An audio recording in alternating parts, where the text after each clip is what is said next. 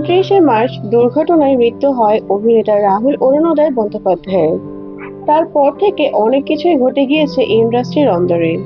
সূত্রের খবর, রাহুলের সহ অভিনেত্রী শ্বেতা মিশ্র এখনো কথা বলার মতো অবস্থায় নেই। সেই সময় শুটিংয়ে শ্বেতা রাহুল ছাড়াও উপস্থিত ছিলেন সিদ্ধার্থ সেন। শোনা যাচ্ছে ইতিমধ্যেই তিনি ফিরে গিয়েছেন মুম্বাইয়ে। এই ঘটনার জেরেই কি এমন সিদ্ধান্ত নিলেন অভিনেতা?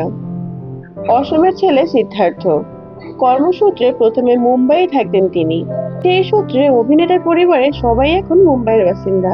এরপরে ধারাবাহিকে অভিনয়ের সূত্রে সিদ্ধার্থ আসেন কলকাতায়। এখানে বেশ কিছু ধারাবাহিকে অভিনয় করেছেন। ভোলে বাবা পার করেগা ধারাবাহিকে অভিনয় করতে গিয়ে ওই ভয়ানক দুর্ঘটনার সাক্ষী সিদ্ধার্থ। তাই কি তিনি মুম্বাইয়ে ফিরে গেলেন? এই প্রশ্নে সিদ্ধার্থের উত্তর, কয়েক সপ্তাহের জন্য মুম্বাইয়ে এসেছি। মানসিকভাবে খুবই বিধ্বস্ত, তাই নিজেরও একটু পরিবেশ বদলের প্রয়োজন। সে কথা ভেবেই মুম্বাইয়ে এসেছি। আমার ছেলেও এখানে, তাই আপাতত মুম্বাই পরিবারের সঙ্গে কয়েকটা দিন কাটাবো। এর মধ্যে কি নতুন কোনো কাজ শুরু করবেন সিদ্ধার্থ? সে কথা তিনি এখনই বলতে পারছেন না।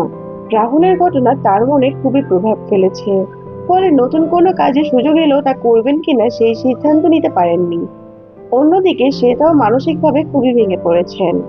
সূত্র বলছেন অভিনেত্রী ও চিকিৎসকের পরামর্শ নিচ্ছেন।